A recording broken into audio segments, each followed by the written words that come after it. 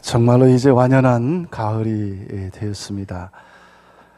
가을이 오면 우리에게 생각나는 시가 하나 있는데, 여러분이 다 잘 아는 우리 김현승 시인의 가을의 기도가 생각이 납니다. 가을에는 기도하게 하소서, 낙엽들이 지는 때를 기다려 내게 주신 겸허한 모국어로 나를 채우소서. 가장 아름다운 열매를 위하여 이 비옥한 시간을 가꾸게 하소서. 가을에는 홀로 있게 하소서. 나의 영혼 굽이치는 바다와 백합의 골짜기를 지나 마른 나뭇가지 위에 다다른 까마귀 같이라는 그런 시입니다. 가을에는 기도하게 하소서. 또 가을에는 홀로 있게 하소서.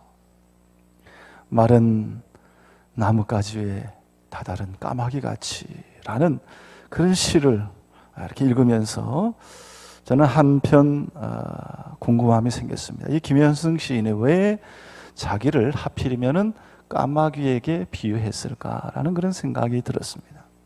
그래서 좀 책을 찾아보다가 이 김현승 시인이 스스로 까마귀에 대한 자기의 견해, 자기의 소견을 밝힌 그런 글이 있는 것을 알게 되었습니다. 거기 보면 그는 까마귀에 대해서 이렇게 말했습니다. 이 빛깔이 없고 거친 목소리의 새를 나는 다른 새들보다 유난히 좋아하였다.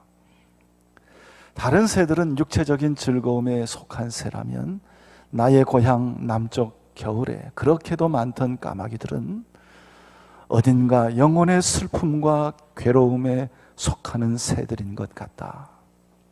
형벌을 검은 몸뚱이에 이고 가는 듯한 그 울음소리라고 적고 있습니다.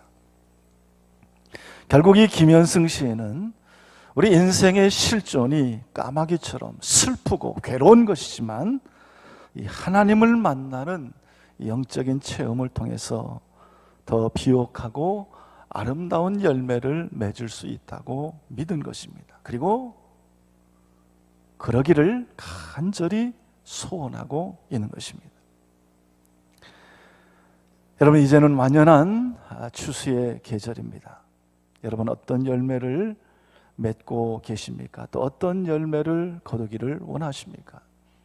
오늘 우리가 읽은 말씀에서도 이 사도 바울은 우리가 예수를 만나기 전 우리의 인생은 이 까마귀처럼 슬프고 고통스러운 어둠이었다라고 말합니다. 그러나 빛으로 오신 예수 그리스도를 만난 후에 우리는 이제 빛의 자녀가 되었다고 말합니다. 오늘 본문 8절을 보면 너희가 전에는 어둠이더니 이제는 주 안에서 빛이라 그렇게 말합니다. 그리고 계속 이어서 우리가 이 빛 되신 예수 안에 거하고 그 빛 가운데 살고 있다면 이제 마땅히 맺어야 할 열매가 있다고 말씀합니다. 그 말씀이 바로 9절인데 우리 9절을 같이 한번 읽어봅시다. 시작. 빛의 열매는 모든 착함과 의로움과 진실함에 있느니라 그랬습니다. 빛의 열매는 모든 착함과 의로움과 진실함에 있다 그렇게 말씀합니다. 여러분, 우리가 맺어야 될, 이 가을에 우리가 맺어야 될 우리의 믿음의 열매, 우리의 영혼의 열매, 우리의 삶의 열매는 과연 무엇이겠는가? 첫째가 착함입니다. 착함의 열매입니다. 여러분, 여기서 착함이라는 것은 철저하게 이웃과의 관계에서의 태도를 말하는 것입니다. 이웃과의 관계에서 비이기적인, 이타적인 그런 삶을 뜻하는 말입니다. 자기의 이익이 아닌 이웃의 유익을 구하는 태도를 말하는 것입니다. 이것이 착함입니다. 여러분, 이 착함은 하나님의 성품입니다. 하나님의 속성입니다. 하나님은 선하십니다. 하나님은 우리를 선대하시는 분, 우리를 선하게 대하시는 분입니다. 악인이든지 선인이든지 똑같이 해를 비춰주시고 불의한 자나 의인에게나 똑같이 비를 내리시는 그런 하나님이십니다.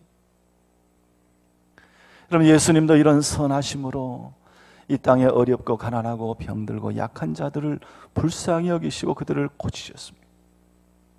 오늘도 그리스도의 영, 이 성령께서는 예수 그리스도를 삶의 주인으로 영접하며 살아가는 사람들 안에서 이런 선함의 열매, 착한 열매를 맺게 하십니다. 그래서 성령의 열매 가운데 하나가 양선입니다. 오직 성령의 열매는 사랑과 희락과 화평과 자비와 양선과 충성. 성령께서 우리 안에서 맺게 하시는 이 성령의 열매 가운데 하나가 양선입니다. 착함입니다. 선함입니다. 여러분, 선함의 반대는 악함입니다. 여러분, 악한 사람은, 악인은 이기적인 사람입니다. 그는 남을 생각하지 않습니다. 남을 배려하지 않습니다. 심지어 이웃을 파괴하는 데서 그 삶의 즐거움과 쾌감을 얻으려 합니다. 남의 불행이 나의 성공이고 기쁨, 그것으로 여기며 살아가는 자들입니다. 여러분, 우리나라에서 2010년에 타블러라고 하는 가수의 하나의 사건이 있습니다. 이 타블러라는 사람은 한국계 카나다인인데 우리나라 2010년에 이 래퍼로, 가수로 데뷔를 했습니다. 그런데 그가 데뷔하는 초기에 그의 학력이 공개됐는데 그는 미국 스탠포드 대학의 석사 출신이라고 밝혀졌습니다. 그래서 많은 사람들의 주목을 받았습니다. 아니, 그 스탠포드의 석사 출신이 어떻게 래퍼 가수로 이렇게 등장할 수 있냐, 참 훌륭하다. 사람들이 다 다른 이목으로 쳐다봤습니다. 그런데 여기에 대해서 타블로에게 진실을 요구합니다 라는 이 타진요라는 인터넷 카페가 만들어졌습니다. 그리고 그 카페에서 회원들을 중심으로 해서 이 타블로의 스탠포드 대학 석사 학력에 대한 의혹들이 제기되었습니다. 학력 위조다, 거짓말이다, 가짜다, 이런 의혹들이 막 제기가 되었습니다. 그 이후로 우리나라 유력 언론들과 그리고 스탠포드 대학에 의해서 여러 차례 이 타블로의 스탠포드 석사 졸업이 사실임이 확인이 되었습니다. 그런데 그럼에도 불구하고 논란은 사그러들지 않았습니다. 그래서 이 과정에서 아주 명확한 근거 없이 사람들을 비판하는 이 인터넷의 마녀 사냥에 대한 아주 비판적인 시각이 제시가 되었습니다. 그런데 이 사건은 우리 인간이 얼마나 진실을 외면하고 악해질 수 있는가를 보여주는 대표적인 신뢰였습니다. 자기보다 더 잘난 사람, 자기보다 더 잘 나가는 사람, 그런 사람들을 시기해서 그의 인생을 무너뜨리고 짓밟으려고 하는 이 집단적인 모함, 집단적인 사악함을 그 사건을 통해서 보게 된 것입니다. 그럼 이 한 사람을 무너뜨리기 위해서 이 타진요 카페에 가입한 사람들이 무려 18만 명에 달했습니다. 여러분, 이 일로 인해서 이 타블로 자신은 이렇게 고백했습니다. 저와 제 가족의 삶은 완전히 망가졌습니다. 제가 법적인 조치를 취한 것은 이런 일이 다른 사람에게 없기를 바라기 때문입니다 라고 말했습니다. 이웃을 무너뜨리기 위한 이런 집단적인 모함, 이런 집단적인 광기의 현장에서 우리 존 칼빈이 말했던 것처럼 인간의 전적 부패, 그 인간의 심성의 부패함, 그 부패함을 우리는 확인할 수가 있습니다. 사랑하는 성도 여러분, 선하신 하나님을 삶의 주인으로 모시고 사는 사람이라면 여러분, 하나님을 닮아 선한 열매를 맺습니다. 나에게 잘못하는 사람에게까지 선함으로 대합니다.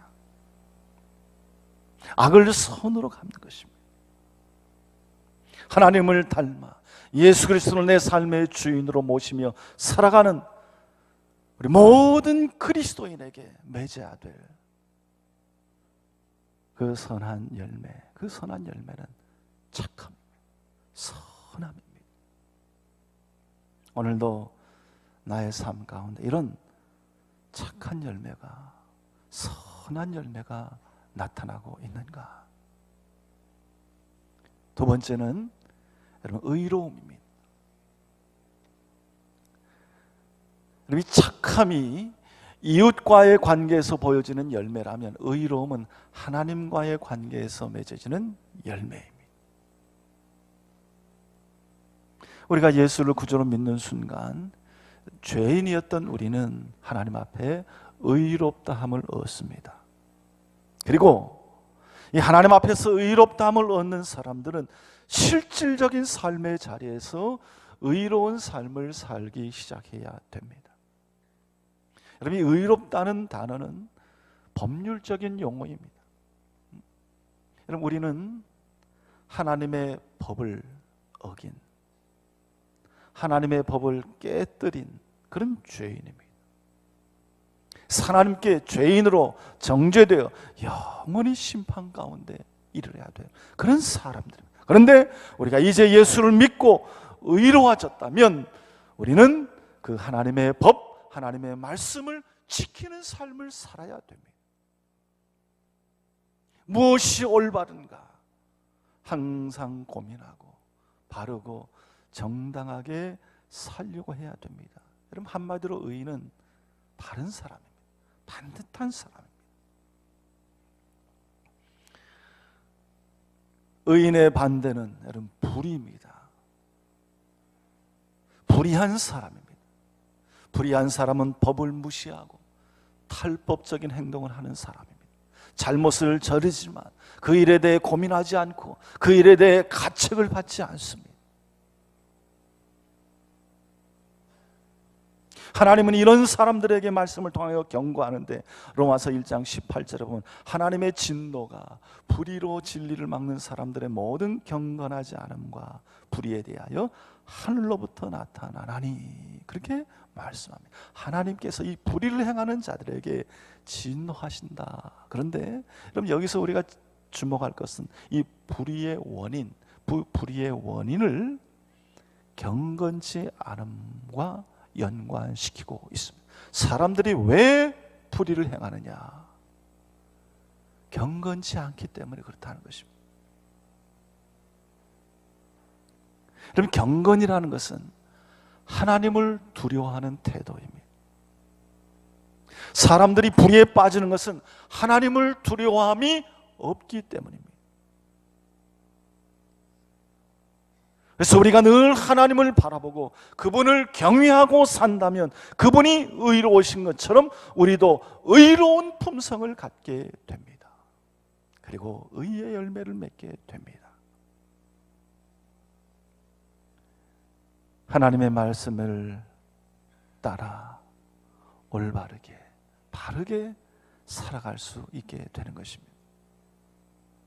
여러분, 우리는 하나님을 따르는 자들입니다. 하나님의 자녀, 하나님의 백성들입니다.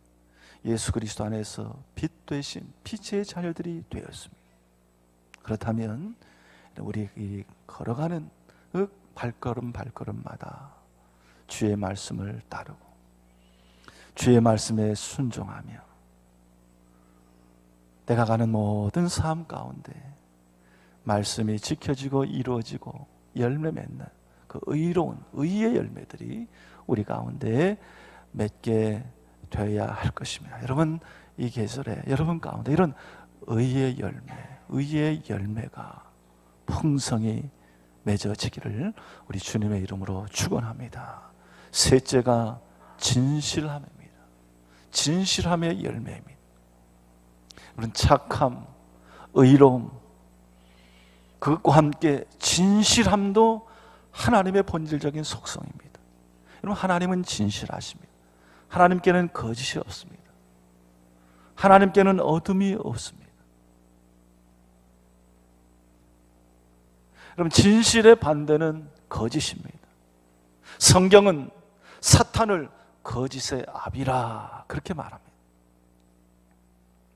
우리는 사단의 종로를 하는 자리에서 해방되어 이제 하나님의 자녀가 되었습니다.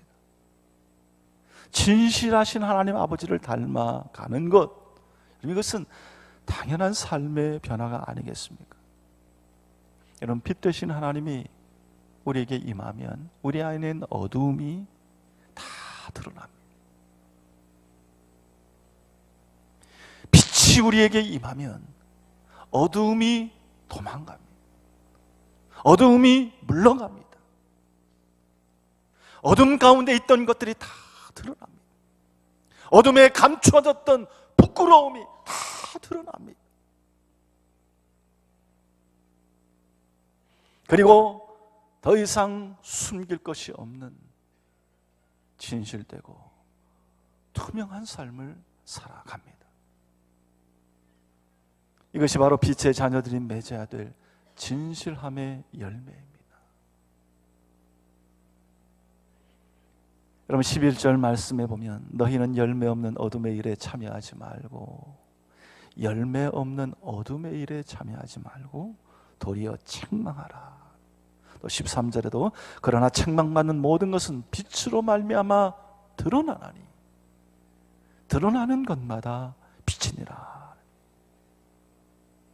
빛의 자녀가 된 사람들에게 여러분, 새로운 삶을 사는 것, 그것은 우리를 어둠에서 빛으로 부르시고 우리의 구주가 되신 주님을 기쁘시게 하고 그를 따르기 위한 것입니다. 그에게 영광을 돌리게 하기 위한 것입니다. 그래서 10절에 보면 주를 기쁘시게 할 것이 무엇인가 시험하여 보라 그랬습니다. 우리의 구체적인 삶으로, 구체적인 행동으로 주를 기쁘시게 하고자 함을 우리는 나타내고 증명해야 되는 것입니다. 그것이 빛의 자녀, 하나님의 자녀, 그 자녀됨의 증거인 것입니다. 그리고 그것이 바로 빛의 열매인 것입니다.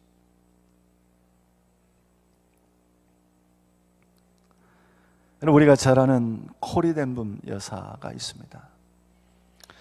그는 주는 나의 피난처라는 책과 영화로 전 세계 많은 사람들에게 큰 감동을 끼쳤는데, 이 네덜란드 화란의 코리 덴붐 여사를 우리가 잘 기억하고 있습니다. 그는 유대인입니다. 그런데 2차 대전 때 유대인을 도왔다는 죄목으로 온 가족이 나치 수용소에 수감되어 고생을 했습니다. 부모뿐만 아니라 자기 언니도, 그리고 그 언니는 그 수용소에서 목숨을 잃었습니다. 그리고 그가 석방된 이후에 우연한 기회에 그는 자기 언니를 수용소에서 죽인 간수를 우연히 만났습니다. 근데 그 간수를 용서하고 그리고 전 세계에 다니며 복음을 전하고 간증하면서 오늘 우리의 시대를 일깨운 믿음의 사람이 코리 덴붐 여사입니다. 그런데 그가 그런 믿음을 가진 것은 그의 아버지의 영향 때문이었습니다. 그의 아버지의 이름은 캐스터 텐붐이었는데 그 아버지는 시계방을 운영하고 있었습니다. 아침 저녁으로는 가족들과 함께 성경을 읽고 상점에 나와서는 친절과 정직으로 기쁘게 손님들을 섬기며 복음을 전했습니다. 그런데 그가 살던 그때는 경제적으로 굉장히 어려운 때였습니다. 하루는 그 가게에 어떤 부자 손님이 와서 아주 비싼 시계를 현금으로 사겠다 그랬습니다. 그래서 그 시계만 팔면 온 가족이 얼마 동안은 고생하고 살 수 있는 그런 거래였습니다. 그런데 그 거래가 끝나고 그가 시계를 받아들면서 말하기를, 사실은 내가 가까운 저 시계방에 가서 내가 아끼는 시계를 수리하려고 했는데 그 사람이 시계를 고치지 못했습니다. 그래서 내가 여기 와서 새 시계를 산 것입니다. 그렇게 얘기했습니다. 이때 이 코리의 아버지가 그럼 혹시 그 시계를 볼 수 있습니까? 말하고 그 시계를 받아서 몇 가지를 수리하고 만지니까 그 시계가 잘 갔습니다. 그래서 이 시계 이제 문제가 없습니다. 잘 작동됩니다. 그러면서 그 시계를 돌려주었습니다. 그리고 그 시계방에 있는 그 친구 아직 경험이 없어 그런데 조금만 지나면 시간이 지나면 아주 훌륭한 시계공이 될 것입니다. 그렇게 말해 주었습니다. 그리고 거기서 끝나지 않고 이 콜의 아버지는 웃으면서 그 손님에게 자기가 받았던 현금을 다시 건네주면서 시계를 다시 저에게 주시지요. 그러면서 그 시계를 다시 건너받았습니다. 여러분, 콜이는 이런 아버지를 보고 은근히 화가 났습니다. 그 돈이 얼만데, 그 돈이면 우리 가족이 한동안 어려움 없이 살 수 있는데 왜 그런 거래를 포기하느냐, 이런 생각을 가지고 아버지에게 반문했습니다. 그러자 이 콜이 아버지가 그에게 이렇게 말했습니다. 콜이야, 돈은 하나님이 언제든지 우리에게 주실 수 있지 않느냐. 그러나 우리가 최선을 다해서 정직하게 손님을 섬기지 않는다면 하나님이 기뻐하실까? 콜이야, 우리 그리스도인들은 돈을 벌기 위해 사는 사람들이 아니라 하나님을 기쁘시게 하기 위해서 사는 자란다. 그렇게 말했다고 합니다. 콜이는 이 교훈을 평생 잊을 수 없었다, 그렇게 고백을 합니다. 사랑하는 성도 여러분, 이것이 바로 주를 기쁘시게 하는 우리의 삶의 모습이 아니겠습니까? 그래서 오늘 성경은 말씀하시기를 주를 기쁘시게 할 것이 무엇인가 시험해 보라. 무엇이, 어떻게 하는 것이 주를 기쁘시게 하는 것인가를 생각하며 실천해 보라는 것입니다. 그리고 이제는 잠자는 어둠의 세대에서 깨어나 일어나 빛을 비춰야 된다, 그렇게 말씀하고 있습니다. 이것이 우리가 맺어야 될 거룩한 열매라고 말씀하고 있습니다. 사랑하는 성도 여러분, 빛이 어둠을 물리치지 예수 그리스도의 빛으로 오늘도 이 세상에 불의와 어둠과 부정과 부패를 몰아내는 여러분들이 되시기를 바랍니다. 우리 빛 대신 예수 그리스도의 빛으로 모든 착함과 의로움과 진실함의 열매를 맺으며 살아가는 우리 성도님들이 되시기를 바랍니다. 주를 기쁘시게 할 것이 무엇인가? 우리가 깊이 생각하며 살 때 우리 가운데 아름다운 빛의 열매가 맺히게 될 것입니다. 우리의 영혼은 더 풍성해질 것입니다. 우리의 삶은 더 견고하고 더 아름다운 삶이 될 것입니다. 저는 이 아름다운 계절을 우리에게 주신 하나님께 감사하고 이 계절에 여러분의 영혼 가운데 우리 하나님이 주시는 평안이 충만하기를 바랍니다. 더 깊이 우리 주님을 생각하고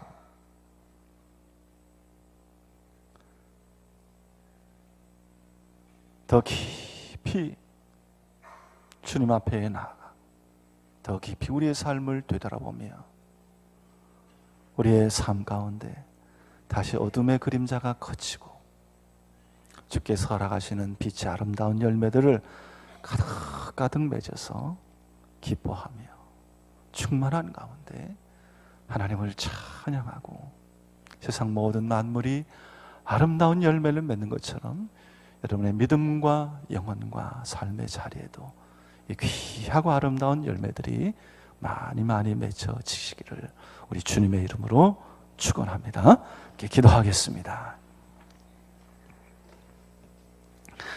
하나님 아버지, 은혜를 감사합니다. 어둠에 있던 저희들을 하나님 구원의 손길로 구별하여 건져주시고 빛된 하나님의 자녀로 살아가게 하신 것 감사를 드립니다. 하나님, 이 아름다운 계절에 모든 만물이 귀하고 복된 열매를 맺는 것처럼 우리의 영혼 가운데도 우리 하늘의 귀한 열매들 맺혀지게 하여 주시고, 아름다운 열매로 창조주 하나님, 우리 구원자 되신 하나님을 높이 높이 찬양하고 경배하고 기쁘시게 하는 우리 성도들 다 되게 하여 주시옵소서. 우리의 영혼 가운데 하늘의 평강과 풍성함이 누려지게 하여 주시고, 오늘 이 어두운 세상 가운데 빛을 비추며 선하고 의롭고 진실된 열매들 맺어가며 살아가는 귀한 주의 백성들이 다 되게 하여 주시옵소서. 감사드리며 예수님의 이름으로 기도드리옵나이다. 아멘.